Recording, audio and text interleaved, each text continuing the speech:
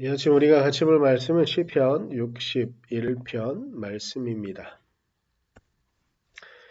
하나님, 내가 부르짖는 소리를 들으시고 내 기도 소리를 귀담아 들어주십시오. 내 마음이 약해질 때 땅 끝에서 주님을 부릅니다. 내 힘으로 오를 수 없는 저 바위 위로 나를 인도하여 주십시오.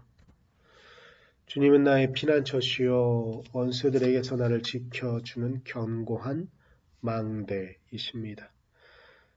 내가 영원토록 주님의 장막에 머무르며 주님의 날개 아래로 피하겠습니다. 셀라.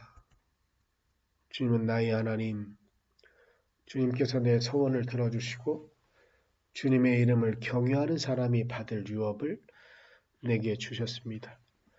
왕의 날을 더하여 주시고 왕의 해를 더하여 주셔서 오래오래 살게 하여 주시기를 원합니다.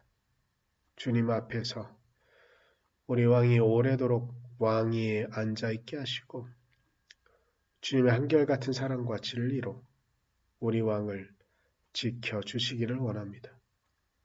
그때 나는 주님의 이름을 영원토록 노래하며 내가 성원한 말을 날마다 이루겠습니다. 아멘.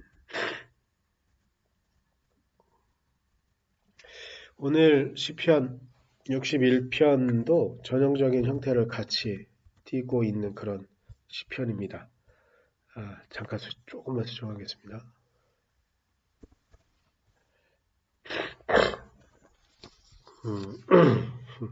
방금 60편을 숫자를 고쳐서 61편을 써놨는데 60편에서 가졌던 탄원시의 형태를 초반에 갖습니다.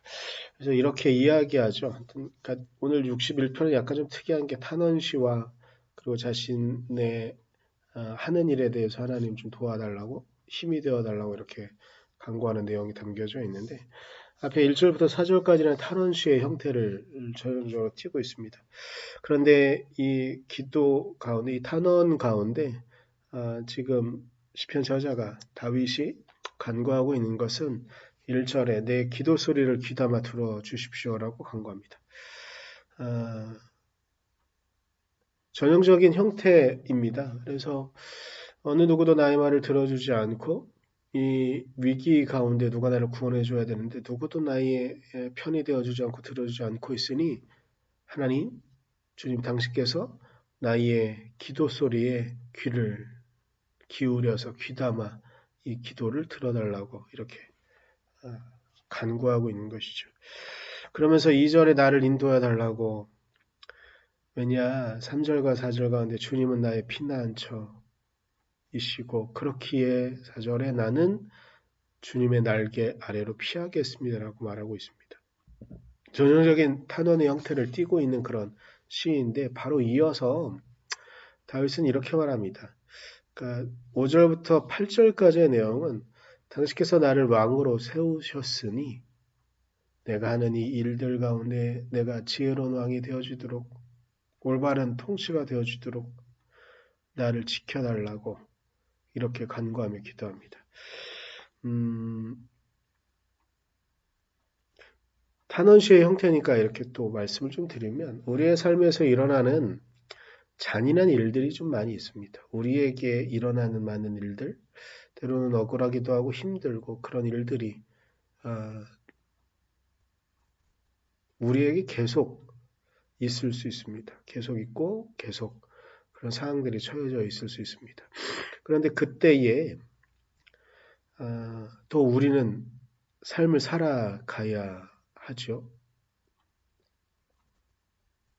여기에 문제가 생기는 겁니다.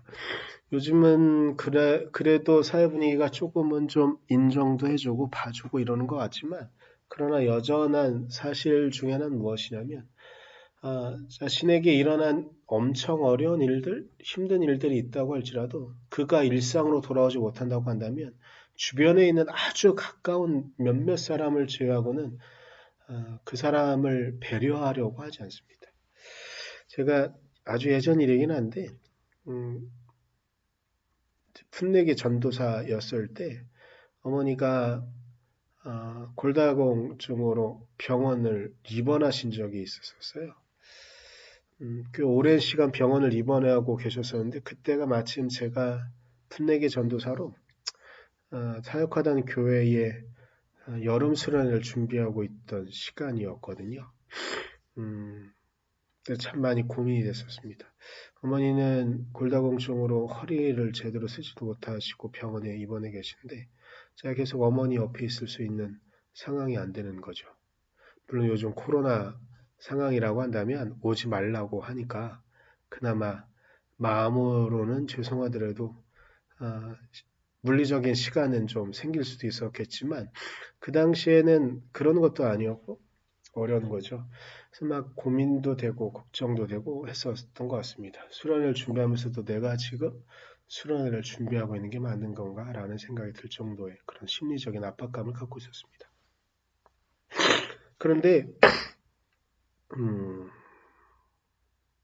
우리들이 살아가는 삶의 영역도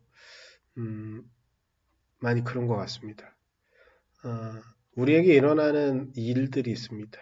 그냥 우리 각자 개인에게 일어나는 뭐 교통사고를 당하거나 혹은 갑자기 예상치 못한 병이 생겨서 병원에 입원해야 되거나 아니면 경제적인 막대한 피해를 입거나 손해를 보거나 이런 상황들이 생길 수 있습니다. 그러면 그때의 우리의 심리적인 바람은 주변에 있는 사람들이 이 나의 어려움과 곤란을 알고 있으니 모두가 좀 일어나서 나를 도와줬으면 좋겠는데 실제적인 상황은 그들도 여전히 변하지 않은 사실은 그들도 여전히 삶을 살아가고 있기에 그들에게도 쉽지 않은 삶의 형편과 여건들이 있으니 살아가야 되는 것이고 내가 살아가야 되는 우리가 살아가야 되는 삶의 영역은 또한 우리의 온전한 몫이라는 것. 그래서 우리는 삶을 살아가야 하는 것이죠. 오늘 다윗은 전형적으로 1절부터 4절까지는 자신이 당하고 있는 어려움과 고난에 대한 이야기를 하나님께 하려고 나의 기도를 들어달라고 누구도 나의 편을 들어주지 않는데 하나님 당신께서 나의 편이 되어주셔서 내가 당신의 날개 그늘 아래 피하니 나를 구원해달라고 이야기합니다. 그런데 다윗은 이어서 자신이 맡은 일, 하나님께서 세우신 그 일, 하나님 내가 온전히 감당할 수 있도록 이 어려운 상황 가운데도 내가 당신께서 나에게 맡기신 이 일을 온전히 감당할 수 있도록 나의 힘이 되어달라고 간구하며 기도합니다. 잔인한 우리의 삶을 살아가는 우리의 삶의 많은 영역들 가운데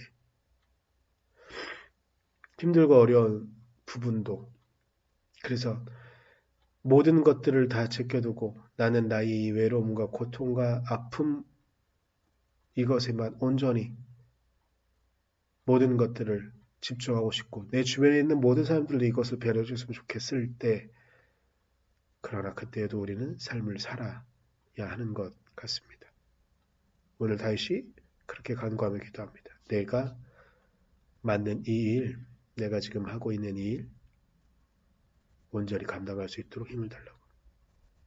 우리도 고난과 어려움과 힘겨운 상황들 가운데 그것 있는 그대로 하나님께 하려고 더불어 우리가 살아가는 우리가 감당해야 될 우리의 삶의 영역들 더 온전히 감당할 수 있도록 해달라고 하나님께 간구하고 기도할 때 하나님께서 또한 우리에게 그 삶을 같이 살아갈 수 있도록 지키시고 이끄신다고 믿습니다. 우리가 그 은혜로 우리의 삶을 살아갈 수 있기를 간절히 소망합니다. 기도하겠습니다.